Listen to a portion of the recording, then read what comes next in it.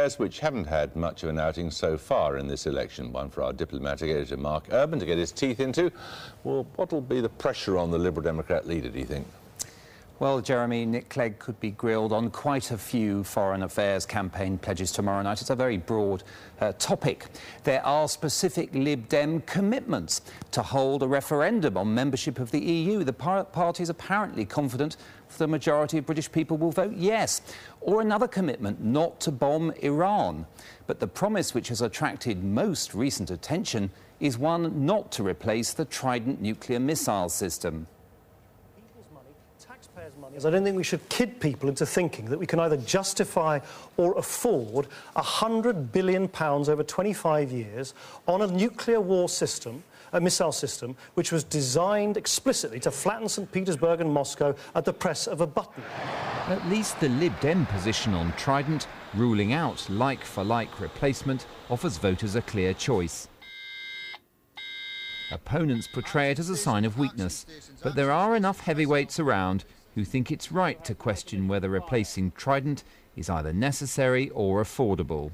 I think it's quite ludicrous overhill for a country that's facing huge structural fiscal deficit and has got to cut public expenditure. We can argue about when we cut it, but we're certainly going to have to cut it.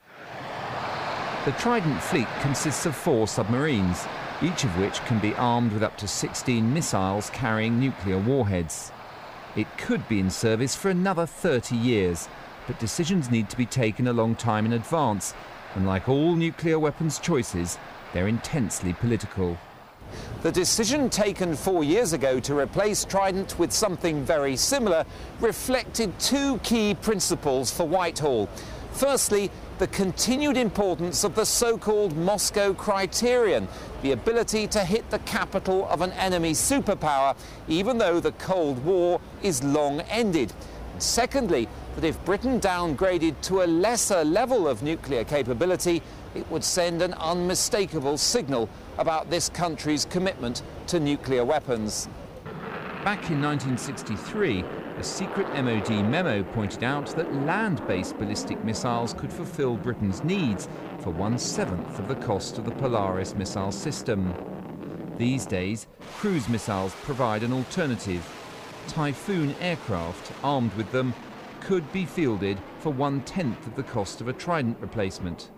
Nuclear-armed submarine-launched cruise missiles could also be far cheaper, even if the Navy got a couple of extra hunter-killer submarines as part of the deal.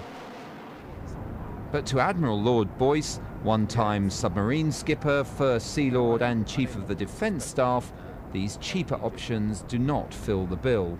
If you want an ultimate strategic deterrent, then you must have one which can be absolutely guaranteed to deliver its weapon to the target, should that ever be called for.